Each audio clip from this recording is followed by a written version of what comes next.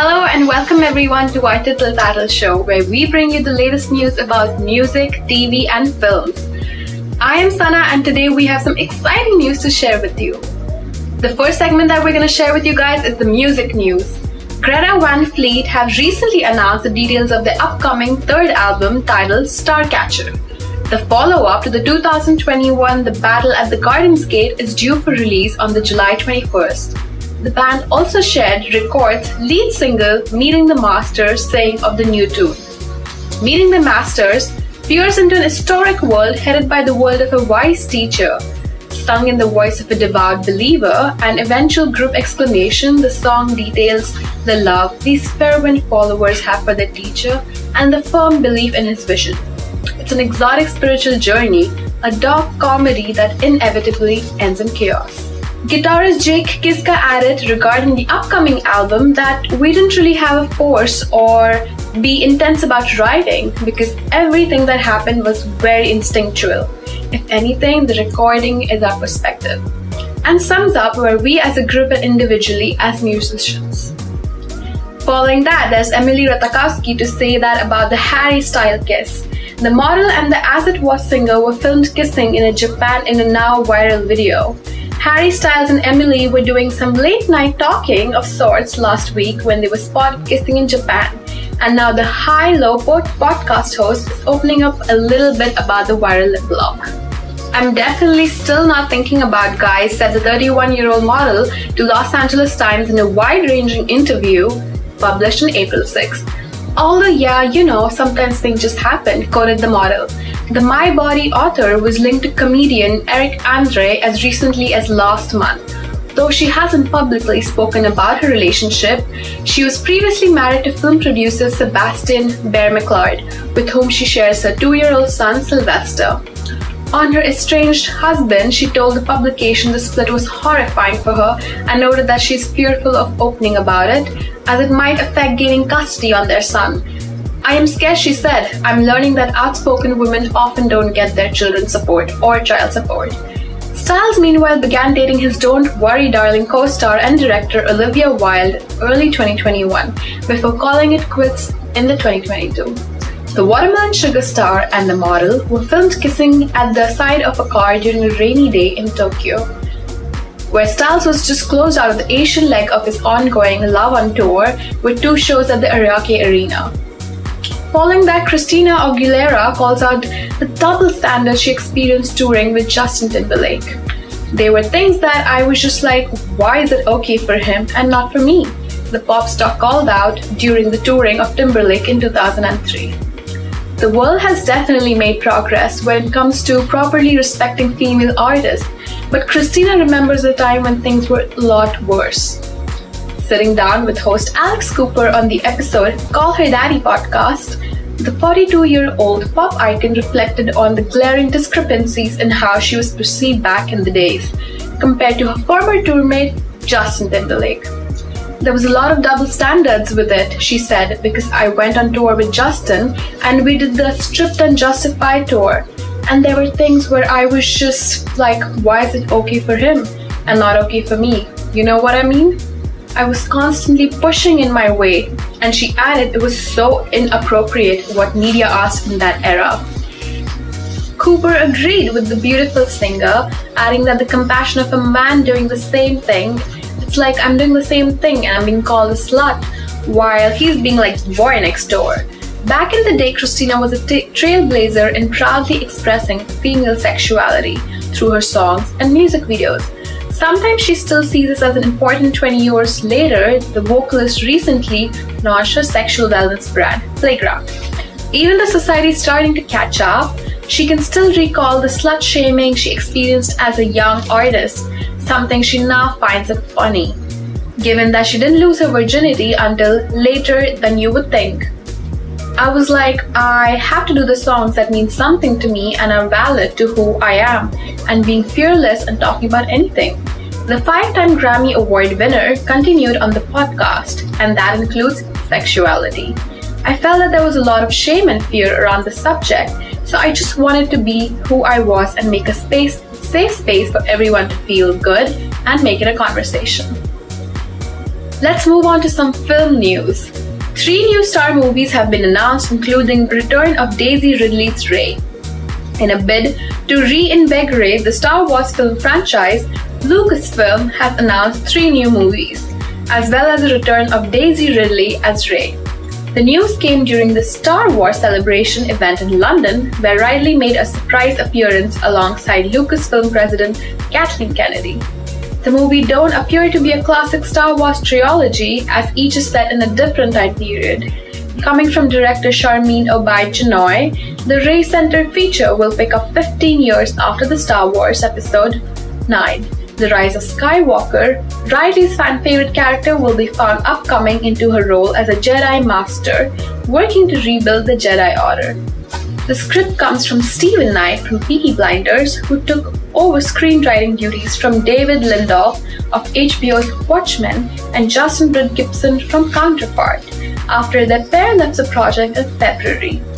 By taking on the project, Obaid-Chinoy will become the first woman and first person of color to helm a Star Wars feature film.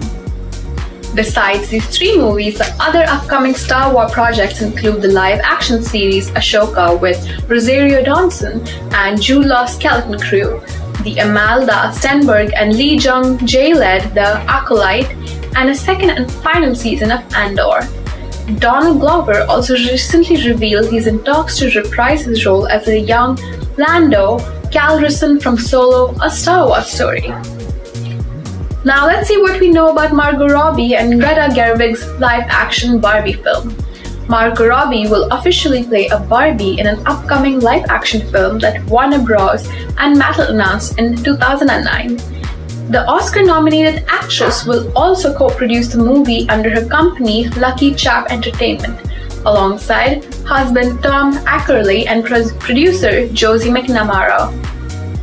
The project will mark the first live-action film from the Barbie franchise and the first movie deal from the Mattel Film Production, the film division of the company behind Barbie and other iconic toys.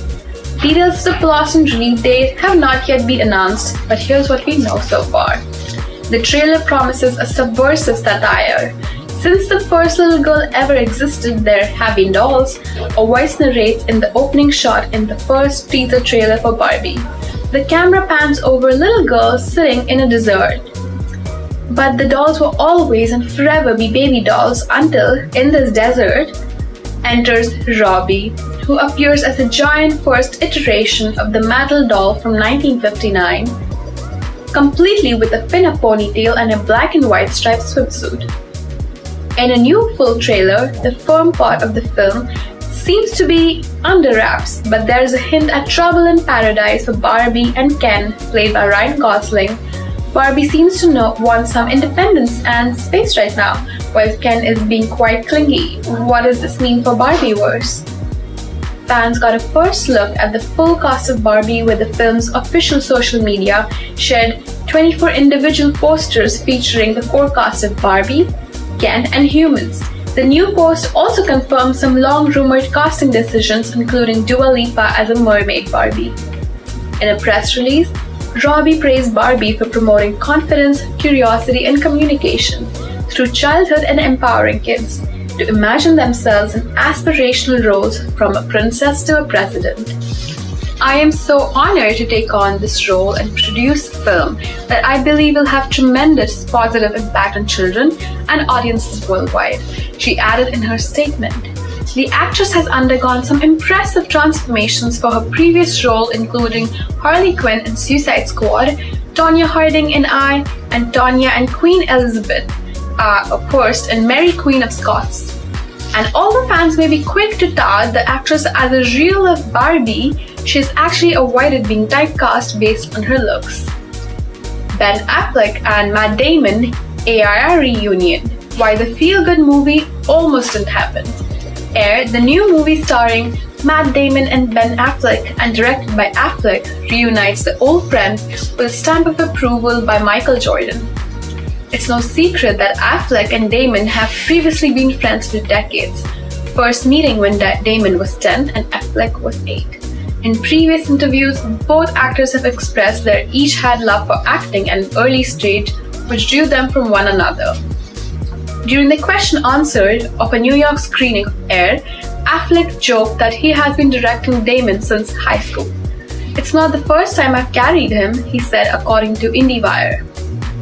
Damon laughed, saying, "It might seem like the first movie he's directed me. I mean, we did high school plays where he was like, 'Dude, I think you should do it like this.' He's been directing me for some 40-something years," he added. The duo has worked together before, with Good Will Hunting being their breakout role. Damon, then 27, and Affleck, 25, co-wrote the film together while being roommates. Affleck and Damon not only shared an apartment but also a bank account. During an episode of the Bill Simmons podcast, the two revealed they took an all-for-one and all-for-each approach. Affleck said, "We were gonna try and help each other and be there for each other. It was like, you're not gonna be alone. I'm not gonna be alone. Let's go out there and do this together." Damon added that as long as one of us had money, we knew that power wasn't gonna shut off. Affleck also reflected the importance of a nearly 40-year friendship with Damon to the outlet, saying, "I suppose the reason it works is that I trust him and I love him. And I know that this is somebody with integrity. In the business, failure is hard and success is confusing and can make you lose your bearings." Having that friendship as a touchstone over the years was really meaningful. Air was produced by the Affleck and Damon's new production company's Artist Equity. At a press conference for the movie, Damon shared that the film would not have been made if it was not for the Oscar winner Viola Davis. Damon said, "If we can't get Viola Davis, we can't make the movie." Affleck admitted that it has been an ambition of mine to direct her in a movie. Not only did the actor's dream come true in directing Davis, but he was also able to direct Damon. The director said that the experience of working with everybody was like walking on air, and teased that he was instructed by media handlers to say that kind of thing. With Damon and Affleck's new production company, their goal is to create a more equitable experience for the new crew behind films, including cinematographers, costume designers, and more, instead of watching an overwhelming chunk of funds go to actors and directors. Last but not the least, let's talk about some series news. Plumber's release date being spring 2023, Justin Theroux, Domhnall Gleeson, Kiernan Shipka, Lena Headey, and Woody Harrelson star in The White House Plumbers, a new 5-part HBO drama that explores how Nixon's own political saboteur, Watergate masterminds E. Howard Hunt and G. Gordon Liddy inadvertently toppled the presidency.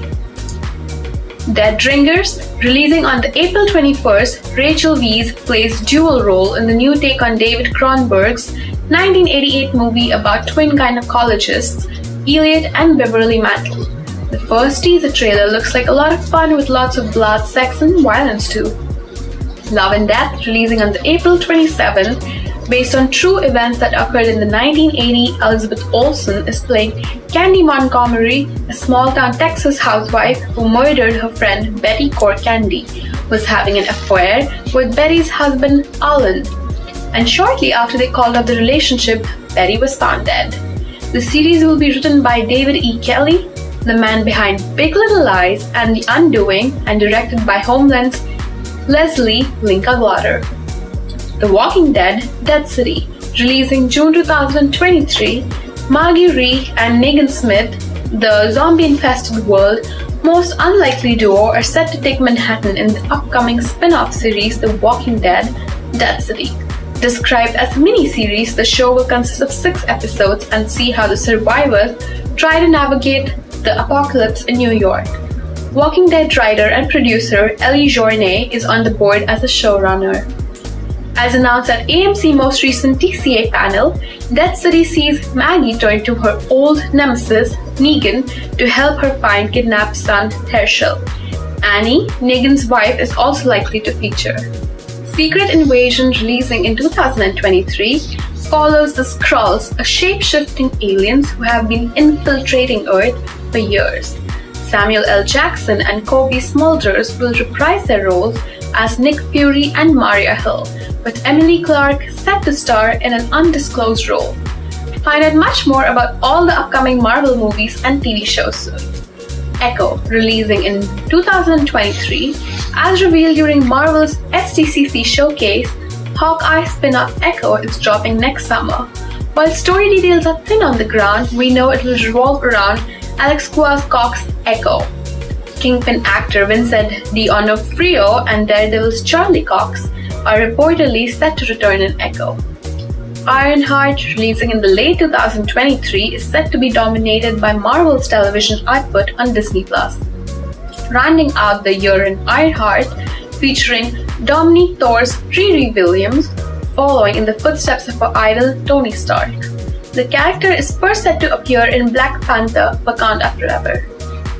Ashoka, to be decided at release date 2023, Rosario Dawson stars as Ashoka Tano in a new spin-off of The Mandalorian, though plot details have been kept under wraps.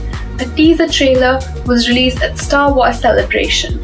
Mary Elizabeth Winstead and Ivana Sakno have joined the cast in undisclosed roles. And Hayden Christensen is reportedly reprising his role as Anakin Skywalker. Euphoria showrunner Sam Levinson is back with The Idol, a new HBO Max series starring Lily Rose Depp and aspiring pop star, recovering from a nervous breakdown. Determined to cement herself in the pop idol world, she begins a complicated relationship with the self-help guru and cult leader played by The Weeknd. Troye Sivan, Dan Levy, and Rachel Sennott also star in it. That's it for today's show. Thank you for watching, and be sure to tune in next time for more news about film and music and series. Don't forget to like, subscribe our channel so you never miss any episode. Until next time, I am Sana and this is the Tittle-Tattle Show.